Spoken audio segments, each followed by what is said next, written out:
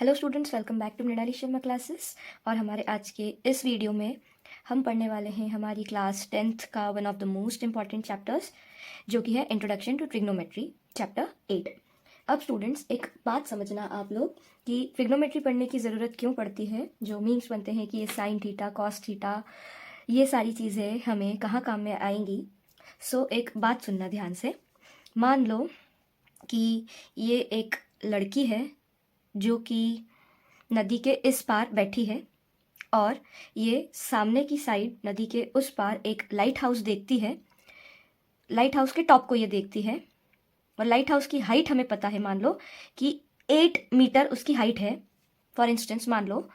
तो क्या हम सिर्फ इतने से डाटा से ये नदी की यदि चौड़ाई निकाल सके, विड्थ निकाल सके, तो कितना अच्छा होगा, राइट। मतलब यदि कोई पार जाना चाहता है और उसे ये डिस्टेंस पता है तो वो एक एवरेज टाइम निकाल सकता है। ठीक है, ये स्पीड एंड टाइम थोड़ा सा अलग टॉपिक हो जाएगा, बट एटलीस्ट हमें नदी की विड्थ पता चल जाएगी।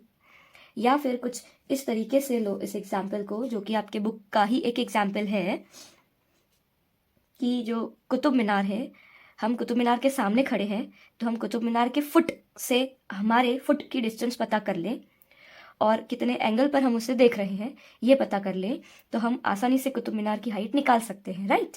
तो ये कुछ एग्जाम्पल्स थे हमारी डेली लाइफ के, जिसमें कि हम जाने अनजाने में ट्रिग्नोमेट्रिक रेशियोज लगाते हैं। अब ये ट्रिग्नोमेट्रिक रेशियोज क्या होते हैं समझते हैं। उसके पहले ये कहाँ लगते हैं ये समझना स्टूडेंट्स। ट्रिग्नोमेट्रिक रेशियोज सिर्फ और सिर्फ राइट एंगल ट्राइंगल में ही लगेंगे, मतलब कि जो ट्राइंगल्स 90 डिग्री होते हैं उनके अंदर लगेंगे। बट फिर भी ये एप्लीकेशन बहुत ही वाइड लेवल पर यूज़ की जाती है। तो मान लो ये हमारा राइट एंगल ट्राइंगल है, इसके अंदर ये जिस पर बैठा है ये हो जाएगा इस ट्राइंगल का बेस। सामने वाली मतलब इससे लग करके जो वर्टिकल डिस्टेंस है वो हो जाएगी इस ट्राइंगल की हाइट, या बोलो आप परपेंडिकुलर। ठीक, ये हो गया परपेंडिकुलर। अब ट्राइंगल की जो लॉन्गेस्ट साइड है ये हमें पता है, वो होती है हाइपोटेन्यूस या hypotenuse, as you want to pronounce. ठीक, अब ये हो गया ट्राइंगल का बेस, ये हो गया ट्राइंगल का परपेंडिकुलर, ये हो गया ट्राइंगल का हाइपोटेन्यूस। एक बहुत ही प्यारी सी थ्योरम है जो हम क्लास 7th से पढ़ते आ रहे हैं, और उस थ्योरम का नाम है पाइथागोरियन थ्योरम।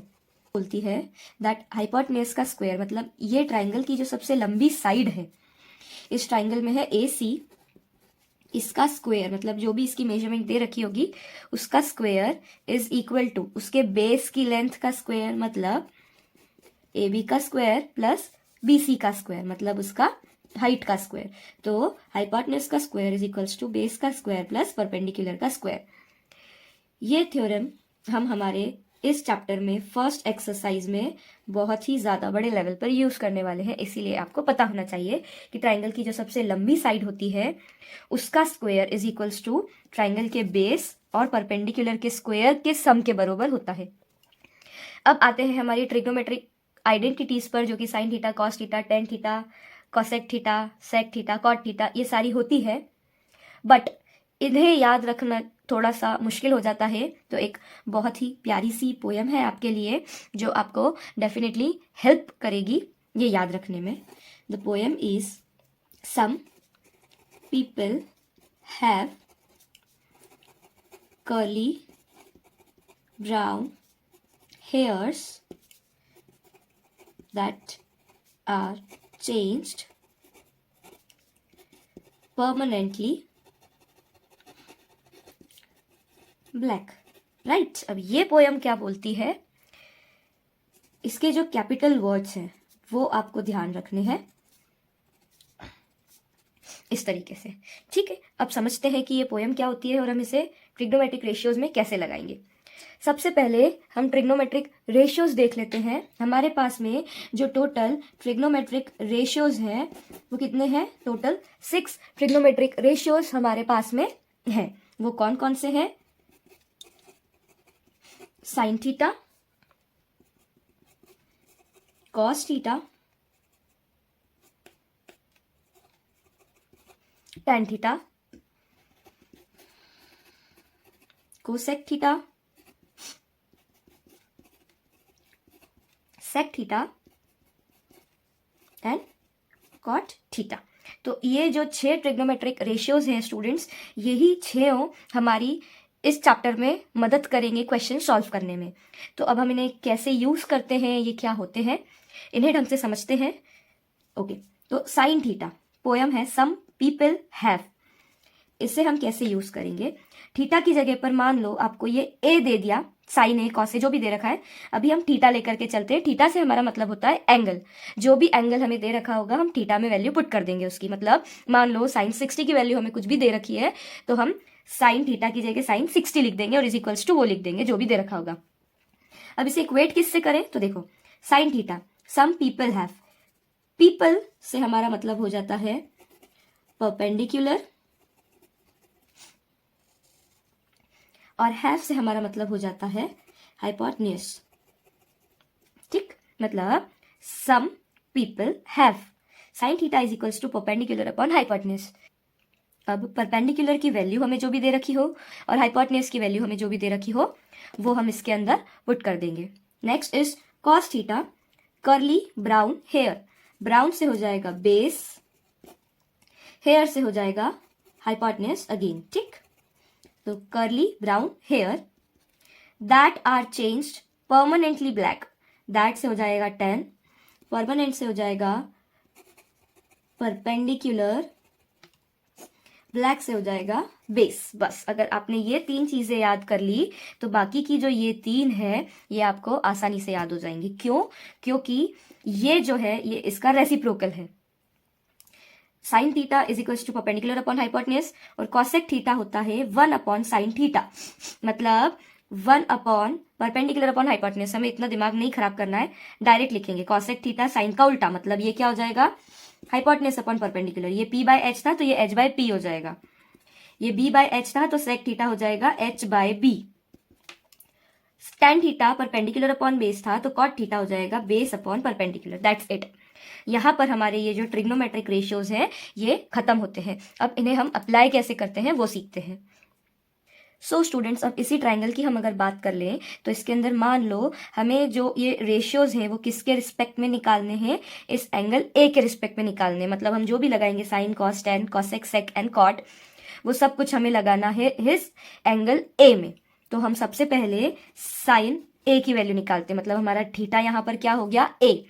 तो साइन ए मतलब some people have perpendicular upon hypotenuse. एक चीज हमेशा ध्यान रखना कि यदि ये एंगल हमने लिया है तो इसके अपोजिट साइड मतलब सामने की साइड में जो भी साइड आएगी वो रहेगी परपेंडिकुलर हमेशा। मान लो अगर हमें एंगल सी दे रखते वो कि इसमें सारे ट्रिग्नोमेट्रिक रेशियोज लगाओ, तो फिर इसके अपोजिट ये हमारा परपेंडिकुलर होता और ये बेस होता। बट यहाँ पर एंगल ए ही दे रखा है जिसमें सारे रेशियोज हमें लगाने हैं, इसीलिए इसके अपोजिट ये वाली साइड है, तो ये हो जाएगी हमारी परपेंडिकुलर, ये हो जाएगा बेस, और ये जो लॉन्गेस्ट साइड है वो तो हाइपोटेन्यूज ही रहेगी दोनों केस में।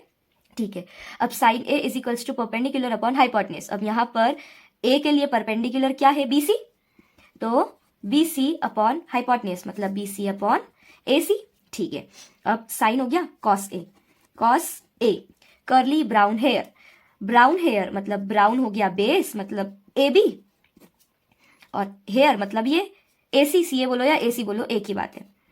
ठीक, इसके बाद में tan थीटा मतलब tan A that are changed permanently black मतलब p बाय बी, इसके लिए परपेंडिकुलर क्या है BC, बेस हो जाएगा AB। ठीक, ये तो हुए हमारे जो बेसिक रेशियोज है।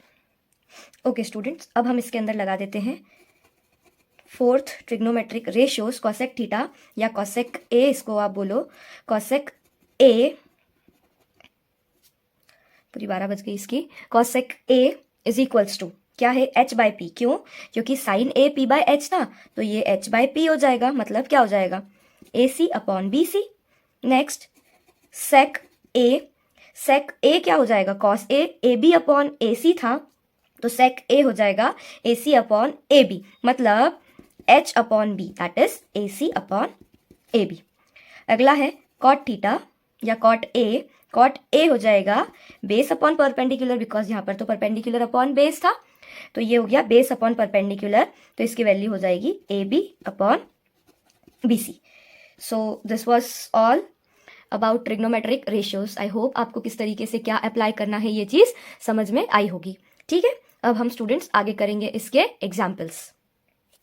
सो स्टूडेंट्स, हमारा पहला क्वेश्चन है given tan a is equals to 4/3, find the other trigonometric ratios of the angle. मतलब ये है यहाँ पर कि हमें tan a की वैल्यू दी है, मतलब हमारा जो थीटा है वो क्या है, एंगल a. ठीक, इसके रिस्पेक्ट में जो रेशियो दिया है हमें वो क्या है, 4/3. Find the other trigonometric ratios of the angle A. अब हमें क्या करना है, यहाँ पर जो दूसरे ट्रिग्नोमेट्रिक रेशियोज है बच्चे 5, वो निकालने हैं. tan हमें दे रखा है, हमें साइन, कॉस, कॉसेक, सेक और कॉट, ये पांचों निकालने हैं. tan हमें दे रखा है.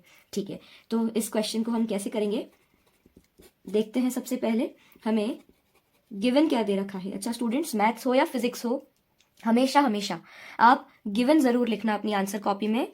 उससे आपका जो वे ऑफ प्रेजेंटेशन है वो अच्छा होता है. तो इस कारण से टीचर्स जो चेकर हैं, आपकी कॉपी जो चेक करेंगे, उनको प्रेजेंटिंग यदि आपकी अच्छी लगती है तो वो ऑब्वियसली अच्छे मन से चेक कर पाएंगे आपकी कॉपी. तो वो आपको ज़्यादा से ज़्यादा मार्क्स अलॉट करेंगे because they know that you know how to present an answer copy, right. तो गिवन लिखो. गिवन हमें क्या दे रखा है, tan a is equals to 4/3. ठीक, ये हमें दे रखा है रेशियो. अब सॉल्यूशन हम स्टार्ट करते हैं. इसका क्या हो जाएगा देखना इधर. tan a that are changed permanently black 4/3. मतलब हमारा जो परपेंडिकुलर और बेस का रेशियो है वो 4 और 3 दे रखा है. अच्छा स्टूडेंट्स, अब हम लोगों ने पहले जब रेशियो एंड प्रपोर्शन और ये सारी चीज़ें पढ़ी है 7th और 8th क्लास में, तो हमें ये चीज़ पता है कि जब हमें रेशियो दिया हुआ रहता है तो हम उससे जो क्वांटिटीज़ है वो 4x और 3x करके ले लेते हैं. मान लो कि दो एंगल्स का रेशियो 4:3 है ना, और उनका सम हमें 180 दे रखा है. तो वो एंगल बताओ, इस तरह का क्वेश्चन रहता. तो हम क्या करते थे, लाइक द एंगल्स भी 4x एंड 3x x के टर्म्स में लेते थे. तो अब यहाँ पर भी तो परपेंडिकुलर और बेस का रेशियो हमें 4:3 दे रखा है. तो क्या हम इन लेंथ्स को 4x और 3x ले सकते हैं क्या. अब यहाँ पर ट्रिग्नोमेट्री में हम x ना लेते हुए k ले लेते हैं. तो let perpendicular be 4k and base be 3k. इसे मैं काट देती हूँ, अदरवाइज आप कंफ्यूज हो जाएंगे, राइट. ठीक है, तो जो परपेंडिकुलर है वो हो जाएगा हमारा 4k, मतलब ये.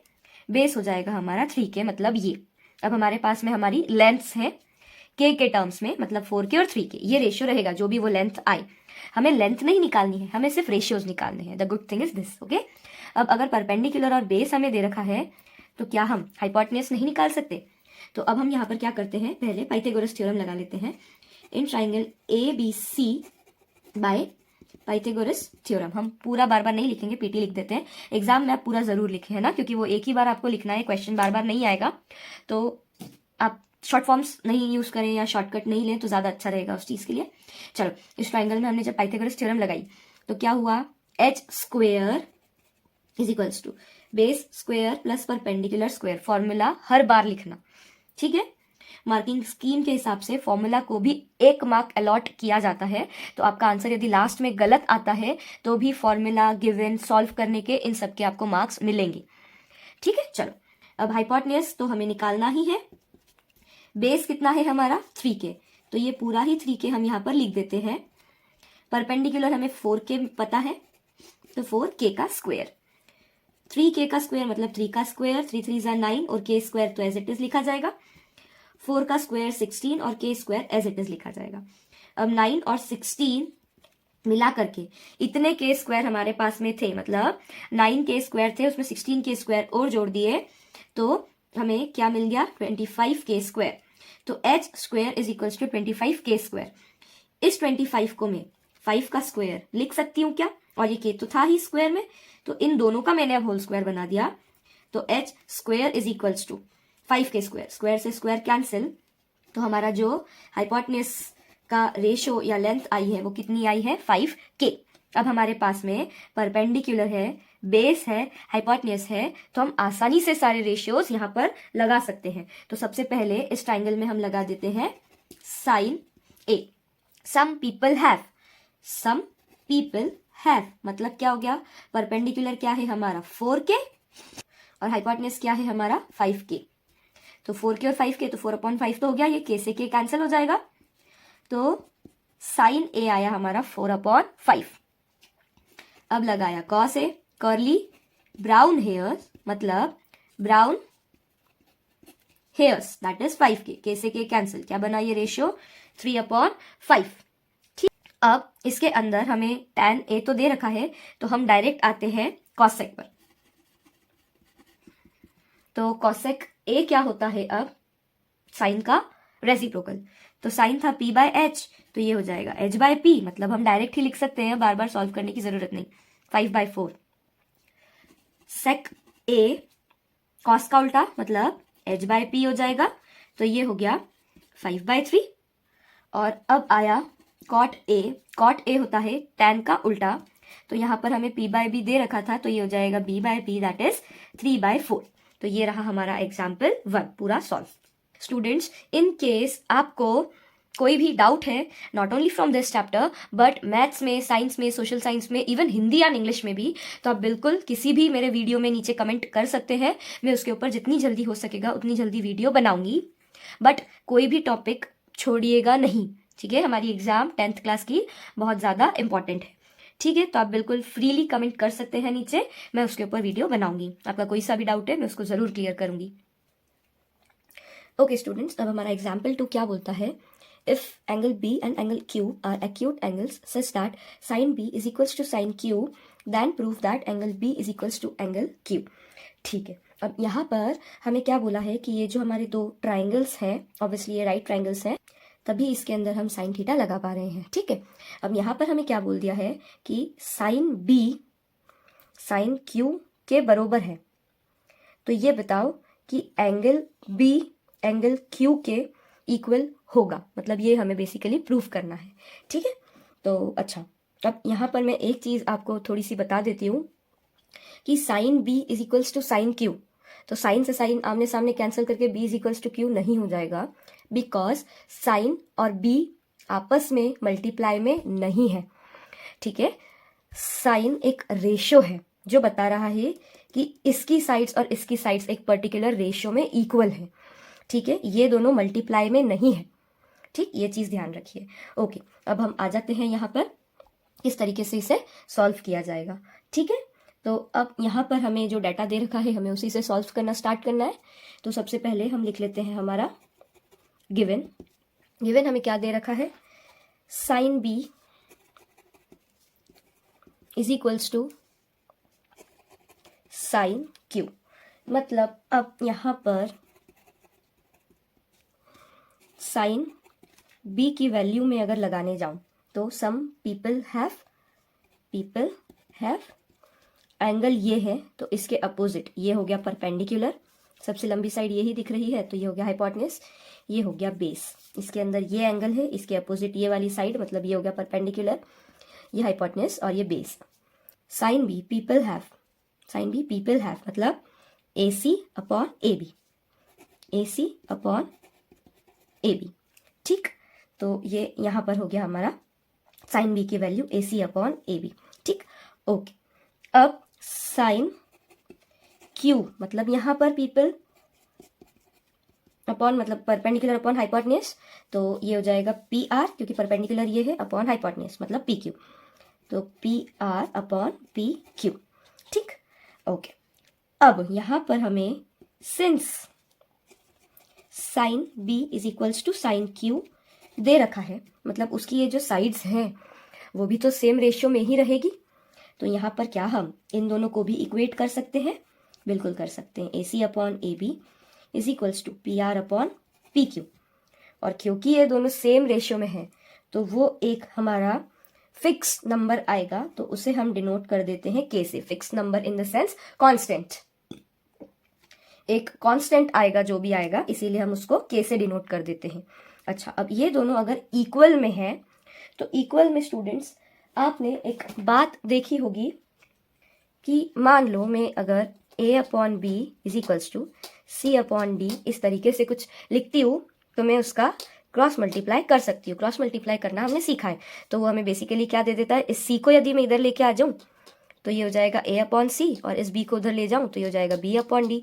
तो भी मेरा रेशियो बिल्कुल सेम रहेगा, चेंज नहीं होगा।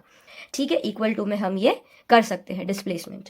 तो यहाँ पर A C upon A B is equals to P R upon P Q is equals to K अगर है, तो यदि पी आर को यहाँ ले आऊँ और इस ए बी को यहाँ ले जाऊँ तो हमें कोई दिक्कत नहीं होनी चाहिए, है ना, क्योंकि वो तो इक्वल टू के इधर और इधर ही ले जा रहे हैं, हम कोई वैल्यू तो चेंज नहीं कर रहे हैं उसकी। तो हम हमारी अगली स्टेप में क्या करते हैं, A C upon P R is equals to A B upon P Q is equals to K. ठीक, अब मैं इस अकेले को कैसे इक्वेट करूंगी और इस अकेले को कैसे इक्वेट करूंगी, क्योंकि मुझे मेरी ए सी की वैल्यू चाहिए पी आर के टर्म्स में और ए बी की वैल्यू चाहिए पी क्यू के टर्म्स में, क्योंकि हम अभी आगे जाकर के एक इक्वेशन बनाएंगे, उसमें हमें इनकी वैल्यू लगेगी टू कैंसिल आउट। और इतनी माथापच्ची हम इसलिए कर रहे हैं क्योंकि हमें मार्क्स चाहिए हमारी एग्जाम में, राइट। तो हमें सॉल्व करना ही पड़ेगा झक मार के। ओके, तो आते हैं वापस, A C upon P R is equals to K. यदि मैं इसे लिख दूं तो भी कोई दिक्कत नहीं होनी चाहिए। ठीक, तो अब इस पी आर को यदि मैं इस के पास ले जाऊं तो मेरी ए सी की वैल्यू के पी आर आ जाएगी क्या? बिल्कुल आ जाएगी, क्रॉस मल्टीप्लाई कर दिया है मैंने। ठीक है, अच्छा एक और बात, आप यदि कुछ ऐसी इंपॉर्टेंट वैल्यू या कुछ निकालते हैं तो उसे एक डब्बे में बंद कर दीजिए ताकि कि वो चीज़ हाईलाइट हो सके एग्जाम की जो कॉपी है आपकी उसके अंदर। ठीक है, तो अभी हमारी ए सी की वैल्यू आ गई। सिमिलरली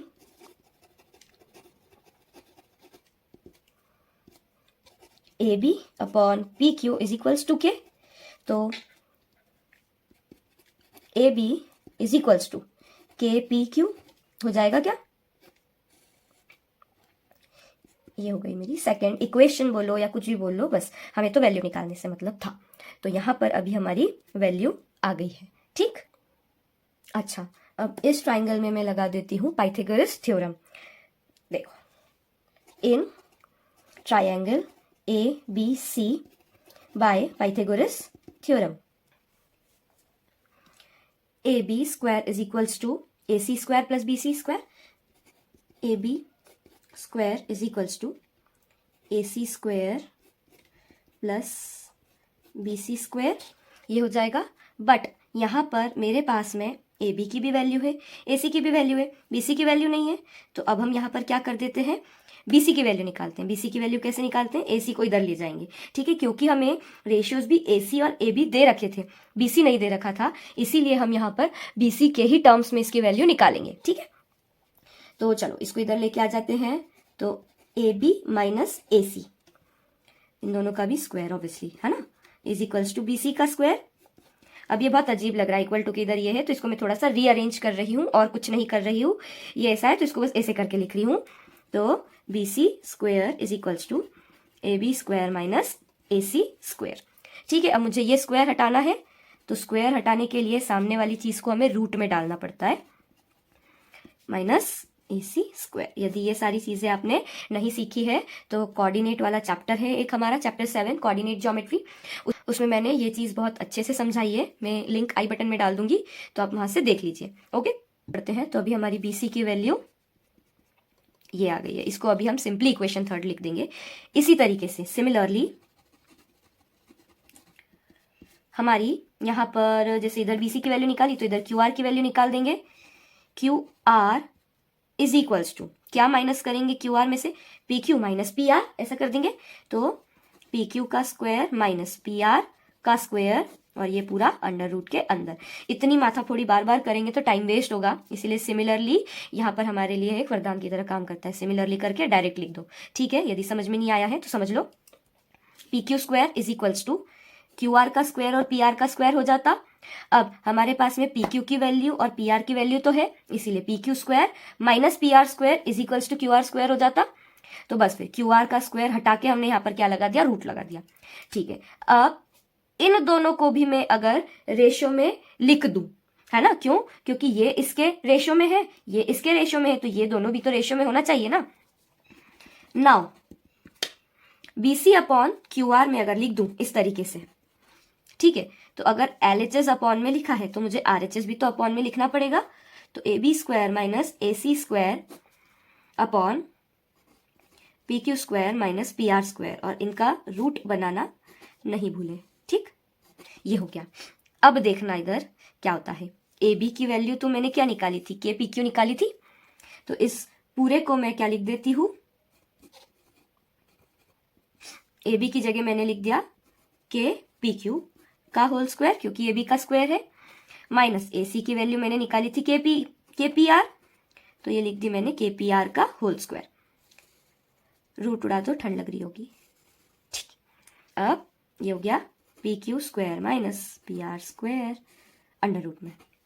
अब के का स्क्वायर के स्क्वायर हो जाएगा, ये बार बार ये नहीं, अब हम डायरेक्ट आरएचएस सॉल्व करते हैं, तो के का स्क्वायर क्या हो जाएगा, के स्क्वायर, ये हो जाएगा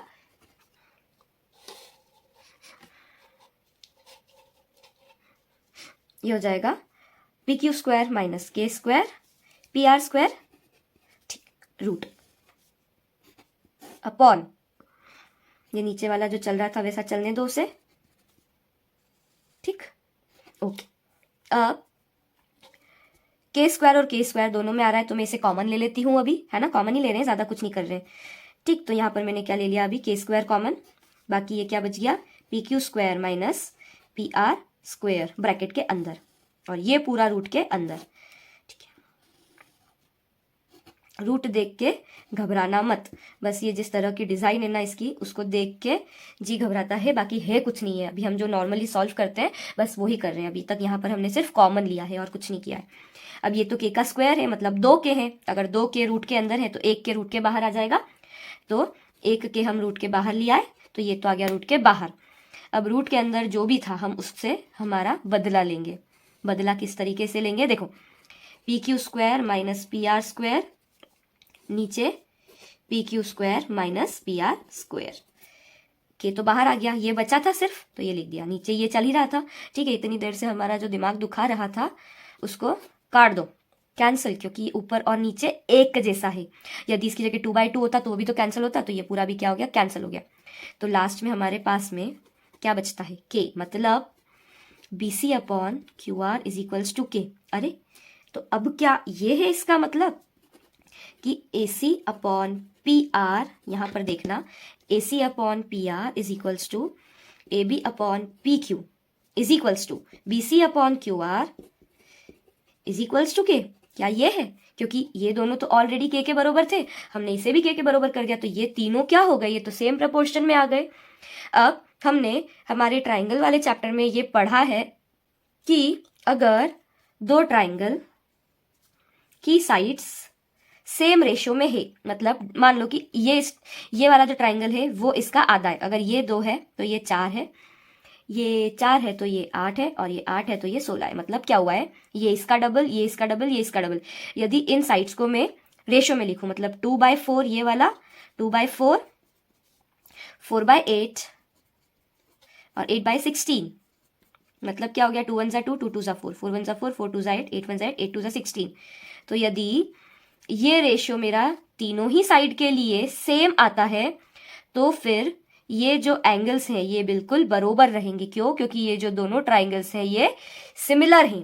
तो यहाँ पर तो ये वही चीज बता रहा है कि ये वाली साइड और ये वाली साइड, ये वाली साइड और ये सेम रेशियो में, मतलब इनका जो रेशियो आ रहा है वो सेम है, तो जो एंगल्स रहेंगे वो भी इक्वल रहेंगे, मतलब angle B is equals to angle Q होगा।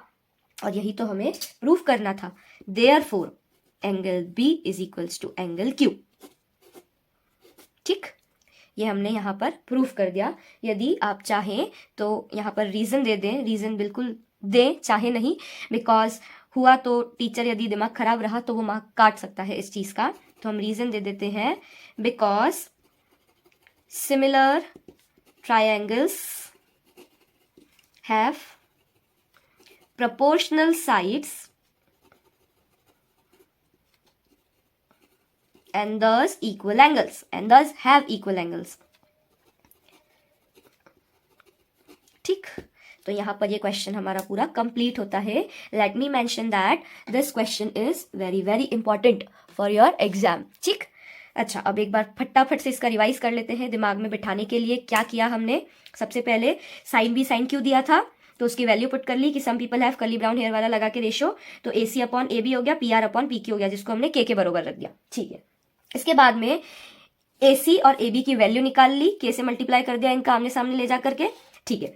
फिर लगा दी हमने पाइथागोरस थ्योरम लगाई, BC और QR की वैल्यू निकाल दी। बस फिर इन दोनों को अपॉन में रखा तो RHS को भी अपॉन में रखा, सॉल्व कर दिया, AB और AC की जो वैल्यू निकाली थी वो पुट कर दी, कैंसल आउट कर दिया, BC अपॉन QR K आ गया, ठीक है, K के बरोबर आ गया। और जैसे ही ये तीनों चीजें K के बरोबर आई, हमने थ्योरम लगा दी 6.4 जो बोलती है कि एक ट्राइंगल की तीनों साइड्स दूसरे ट्राइंगल की तीनों साइड्स के सेम प्रपोर्शन में है तो उसके जो एंगल्स हैं तीनों वो भी इक्वल रहेंगे एक दूसरे के। तो यहाँ पर angle B is equals to angle Q हो गया। I hope this question was very very clear to you and even if it is not, comment down your doubt. और इसके जो आगे वाले एग्जाम्पल्स है ये हम हमारे अगले वीडियो में देखेंगे। Stay tuned, all the best for your exams.